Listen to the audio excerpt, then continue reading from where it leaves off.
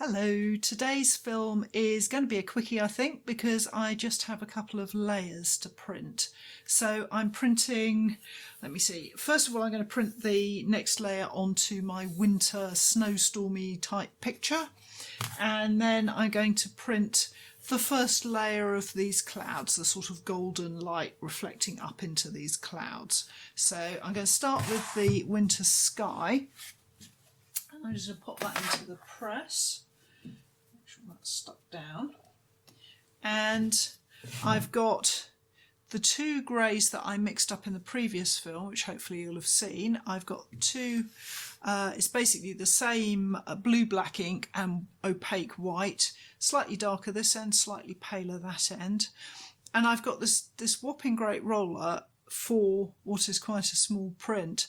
Because I'm putting a rainbow roll effectively on, I'm not got the luxury of sort of moving the roller around on the print. I can only go side to side. So it makes sense to have a big roller that's going to cover the whole print. So I'm just going to make sure that I've got a nice even layer of ink across the roller. And then let's put that down and put my print into place. So I've got a little grid here that's showing me where to line things up. And if you're doing registration on my device at home, this will be very familiar. Just take your time. You know, get it lined up really carefully.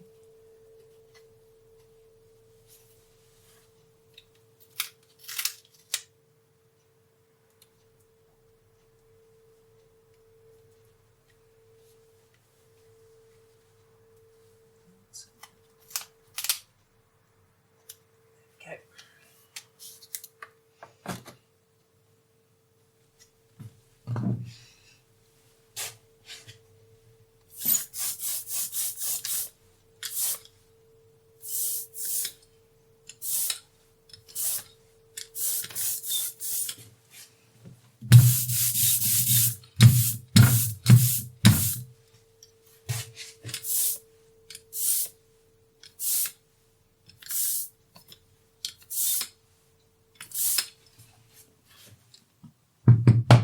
Okay.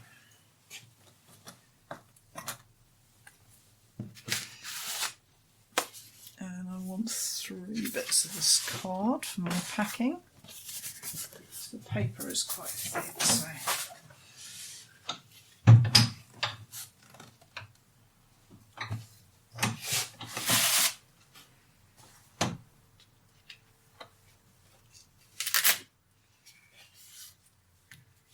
This down so that you can see, and you can see how this is now giving me that darker sky that I wanted at the bottom here. It's also doing the tracks in the snow.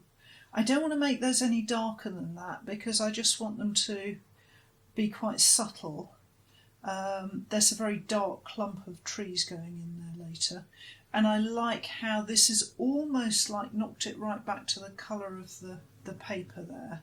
So happy with that and the colour mix I've got. So now I'm going to come on to inking up my sort of evening sky. And if you watched the last video where I was mixing these colours, you'll notice that now they're a lot more forceful than the colours I mixed in the last video. That's because I've just done a test print, and lovely though the colours were, they were just completely vanishing. So I have bumped up the volume and made this one a little darker.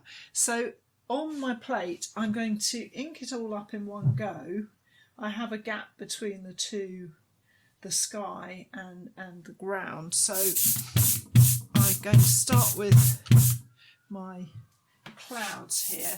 Now with these ones I'm not so fussed about doing an absolutely straight rainbow roll. With the last one I was talking about having a big roller and making sure that I just kept everything in one place so that the roll was very controlled. With this, I'm not nearly as fussed about that, so I'm kind of just letting the roller move around a bit. There's something quite nice about mixing it up a bit with these clouds.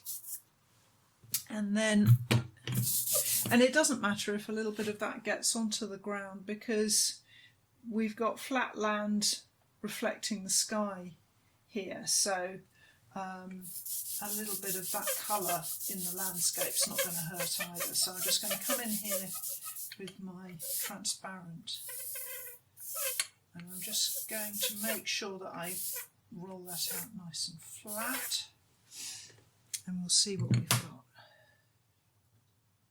Now these clouds are going to look quite bright, but remember that there is a sort of denim-y blue layer going on top of them, which will knock them back a bit.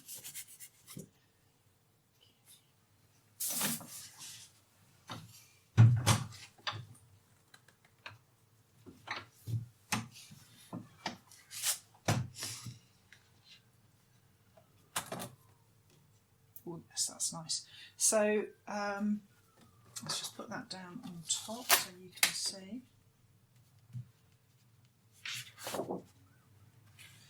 And you can see at the moment it's all kind of very vibrant, especially going on up here. But when I get a grey colour over that, it'll be much more subdued. And you can see here now this landscape is getting ready for the darks, and there's that kind of feeling of the light hitting it. So I'm quite pleased with that, and I'm pleased about how the brush strokes are showing up, so that's cool. And next step is going to be cutting away the next layer, and I'll show you how I'm getting on in the next film. So thank you very much for watching, and please, if you've liked the video, give me a like, and if you like what I'm doing, please subscribe to the channel, because it's great for the algorithms and it keeps me making films.